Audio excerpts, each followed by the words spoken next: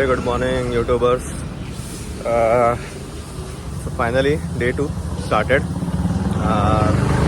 मैं morning walk करने के लिए निकल था, पर आई मीन मॉर्निंग वॉक तो नहीं, बट चाय की तलाश में कि कहीं चाय मिले तो। बट अनफॉर्चुनेटली यहाँ गोवा में सुबह दारू मिल जाएगी बट चाय नहीं। सो अगर आप चाय लवर है तो कोशिश कीजिए घर पे या होटल पे जहाँ पे भी आप स्टे कर रहे हैं वहीं से चाय लेने का, बाहर टहलने मत जाइए। अनफॉर्चुनेटली आपको कुछ भी नहीं मिलेगा। तो फाइनली सेकंड डे की ट्रिप की शुरुआत होते हुए ये रही जुनू और रही मानी। बहुत मशक्क़त के बाद फाइनली निकले 11:15 बजे। तो अभी बहुत कुछ है आज रूट पे, देखते हैं कितना क्या कवर होता है। फाइनल डेस्टिनेशन इज़ अंजुना बीच, तो लेट्स गो।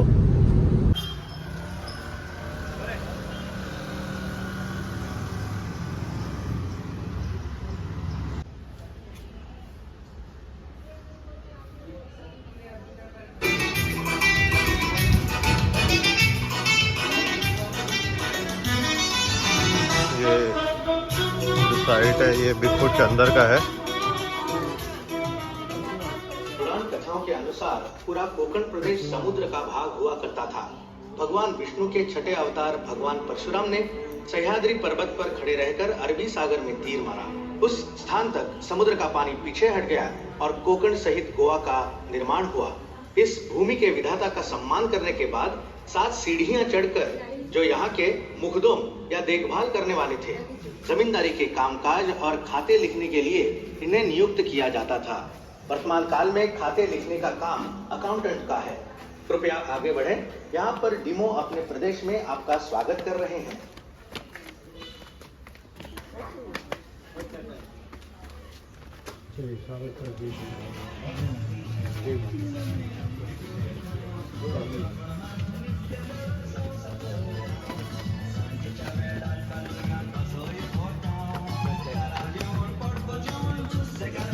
नमस्ते, मैं दामिया हूँ, यहाँ का मछुआरा।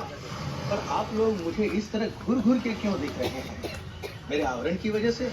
अरे बाबा, ये तो हम गोवा वासियों का बरसाती चढ़ावा है। पूरी तरह ताड़ के पत्तों से बना ये चढ़ावा उन्हें बारिश के पानी से और कड़ी धूप से भी बचाता था। पूरी तरह प्राकृतिक होने की वजह से ये बायोडिग्रेडेबल भी था। क्यों, हम लोग सच में थे ना पर्यावरण के अनुकूल? वास्तव में गुजरे जमाने में हम गोवा वासी प्रकृति पर ही निर्भर थे। हमारे खान पान में भी प्रकृति से मिलने वाले उत्पाद का ही उपभोग होता था और हमारा सबसे मन भावन है मच्छी। आपकी दाहिनी तरफ थोड़ा आगे 2 मछुआरे जाल लेकर समुद्र की ओर जा रहे हैं। उनके कपड़ों से स्पष्ट पता चलता है कि एक हिंदू है और दूसरा क्रिस्ती। उन दिनों में हम काष्टी अथवा लॉइन क्लॉथ पहनते थे। पीछे जो दिख रहा है वो नमक की खान है। समुद्र का खारा पानी ऐसी ही खानों में छोड़ा जाता, जहाँ तेज धूप में पानी नमक पीछे रह जाता। अब लौटेंगे इधर फोटो लेना है तो ले लो।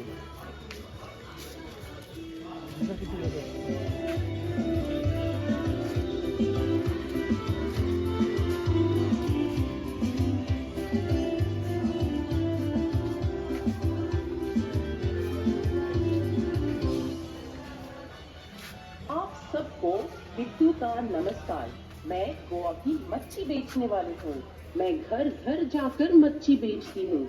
मेरे कपड़ों से मुझे आसानी से पहचाना जाता है। विशिष्ट खुले हुए आस्तीन का ब्लाउज और स्पष्ट आकृति की फैली हुई स्कर्ट। ये भाग उस जमाने के कुछ घरों और व्यवसाय को दर्शाएगा। तत्पर होती थी। जोरदार हवाओं को झेलकर भी खड़ी रहने वाली ये मजबूत झोपड़ी पूरी तरह नारियल की वृक्ष से मिलने वाली चीजों से ही बनी है। मछुआरों का सारा कामकाज इसी झोपड़ी में होता था। देखिए, उनके द्वारा इस्तेमाल होने वाले उपकरण जैसे नाव की दान, लंगर और जालों को सीने के लिए इस्तेमाल होने वाली खास लकड़ी की सुई। मछुआरों के संरक्षक संत अंथनी की तस्वीर प्रधान रूप से झोपड़ी में प्रदर्शित है। संत अंथनी की देवाराधना करने के बाद ही मछुआरे समुद्र में प्रवेश करने का साहस करते थे। कृपया कुछ सीढ़ियां चढ़ के गांव के अंदरूनी भाग का नजारा देखें, जहां किसान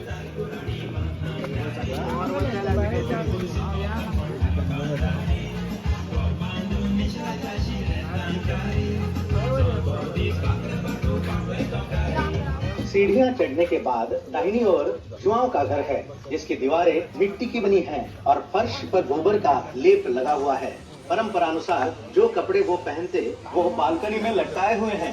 महिलाओं का कापड़ और पुरुषों की काष्टी। एक ही आकृति में पाया जाने वाला ये कापड़ 3 रंगों में पाया जाता है। जुआओं की पत्नी कतरीन लाल रंग का कापड़ पहनकर बालकाओं में बैठी चावल चुन रही है। गोवा में किसान संतुष्ट रहता था। उसके होठों पे गीत और दिल में उमंग भरी रहती, जिसे वो गानों से अभिव्यक्त करता था। उसके गानों को संगत देता उमोट, एक प्रकार का तबला जिसे मिट्टी के मटके के एक भाग को चमड़ी से ढककर बनाया जाता था। उमट का इस्तेमाल हर धर्म और जाति के उत्सवों में होता है। ऊपर आपकी बाई ओर टॉडी टेपर मार्टिन है, जो नारियल के पेड़ पर चढ़कर उसका अर्क निकालता है।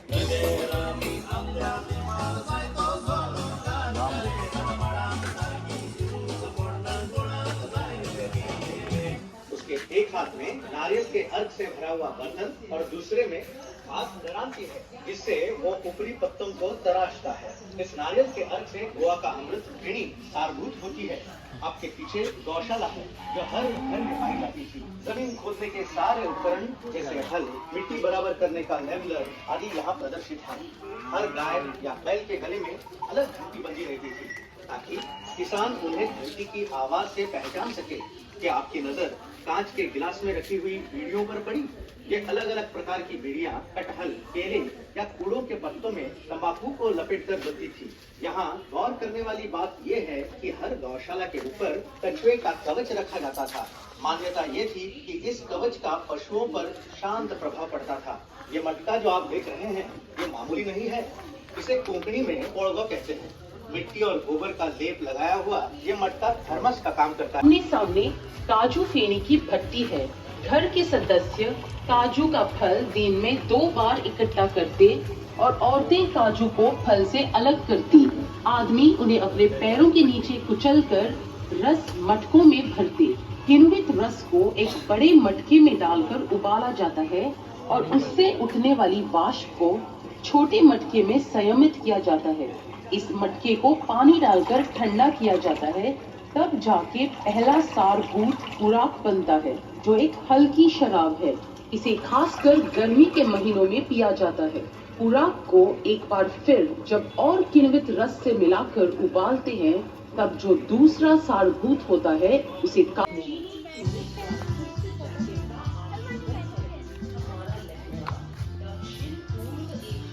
किसने के बारे में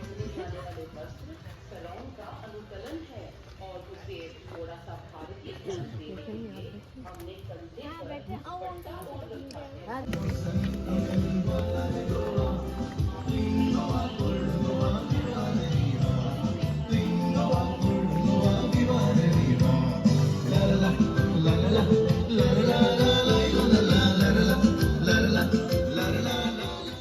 यह है पौंत बुक दवाका या गांव के मुंह का झरना। यहाँ पानी नहर से होकर गांव के मुंह से बहता है, जो कि गाय को एक पावन पशु माना जाता है। ये झरना गांव वालों की जरूरतों को पूरा करता था। पशु इसके पानी से ठंडक लेते थे और महिलाएं यहाँ पर कपड़े और बर्तन धोती थी, जैसे कि आप शांतु को करते देख रहे हैं। झरने के बाजू में लेटराइट के पत्थर से बने इस टब में कपड़े भिगोए जाते थे और रीता से इन्हें धोया जाता। चलिए आगे बढ़कर नंदू से मिलते हैं, जो इस गांव का कुम्हार है।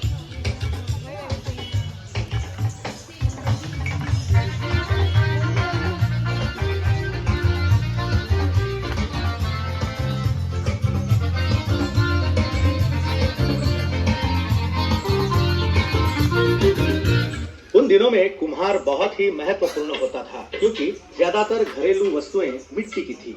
इन बर्तनों को बनाने की विधि के अलग अलग पड़ाव यहाँ प्रदर्शित हैं। मिट्टी को छानने से लेकर कच्चे बर्तन को पकाने तक। नंदू की है।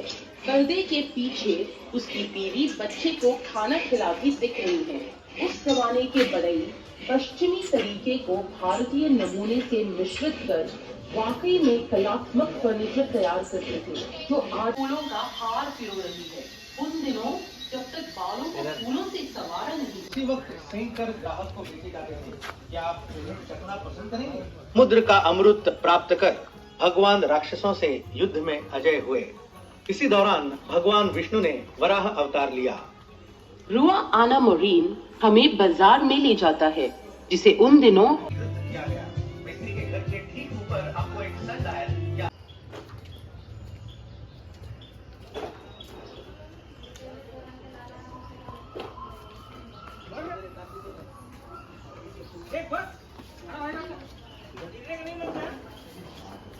फुट नामक पौराणिक स्थान पे आपका स्वागत है।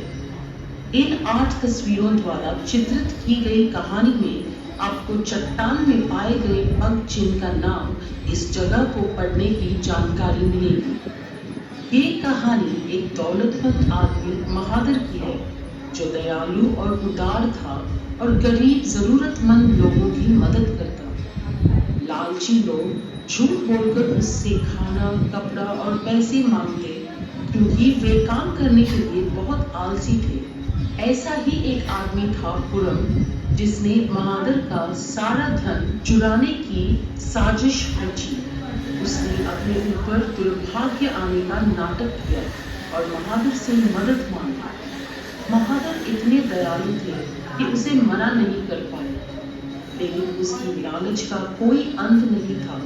वो और अधिक पैसे मांगते गया। महादर ने जो कुछ उसके पास था सब पुरम की मदद करने में लगाया। अंत में महादर के पास देने के लिए और कुछ नहीं बचा। पुरम ने उसे अपना घर बेचने पर मजबूर किया और वो पैसे भी हड़प लिए। महादर और उसकी बीवी बेघर होकर सड़क पर उतर आए। फिर एक दिन महादर की पत्नी बहुत बीमार पड़ गई, लेकिन कोई उनकी मदद के लिए नहीं पहुंचा। जिनकी मदद करने के लिए महादर ने अपना सब कुछ त्याग कर दिया, वे भी उसकी मदद के लिए नहीं आए।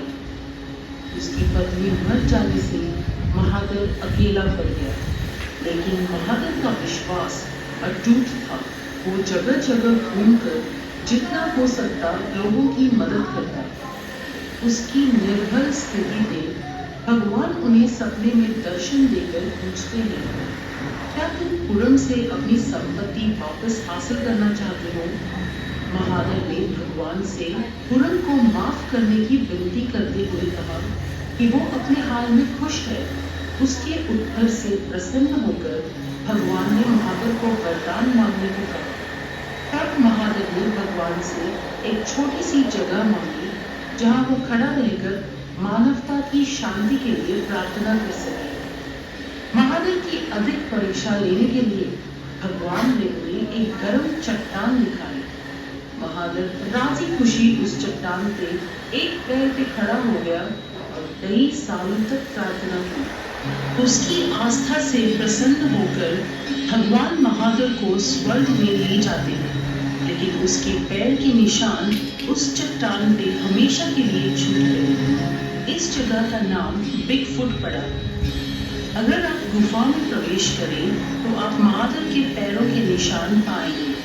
कथा अनुसार महादर को वरदान के तौर पर जो कोई सच्चे मन से प्रार्थना करता है उसे आशीर्वाद प्राप्त होता है और उसकी मनोकामना जरूर पूरी होती है। अपनी मनोकामना को तब तक राज ही रखिए जब तक उसकी प्राप्ति ना हो। कृपया अपने जूते बाहर छोड़ें और अंदर प्रवेश करते वक्त सिर नीचे झुकाकर चलें। चाहें तो आप अगरबत्ती जला सकते हैं। अगरबत्ती आपको काउंटर पर प्राप्त होगी। धन्यवाद।